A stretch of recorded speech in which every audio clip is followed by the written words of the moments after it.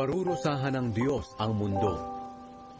Makinig kayo, wawasakin ng Panginoon ang mundo hanggang sa hindi na ito mapakinabangan at pangangalatin niya ang mga mamamayan nito. Iisa ang sasapitin ng lahat, pari man o mamamayan, amo man o alipin, nagtitinda man o bumibili, nagpapautang man o umuutang. Lubusang mawawasak ang mundo at walang matitira rito.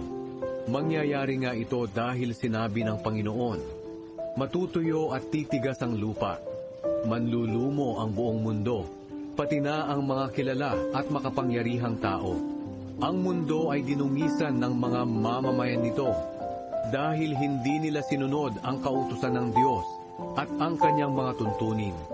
Nilabag nila ang walang hanggang kasunduan ng Diyos sa kanila.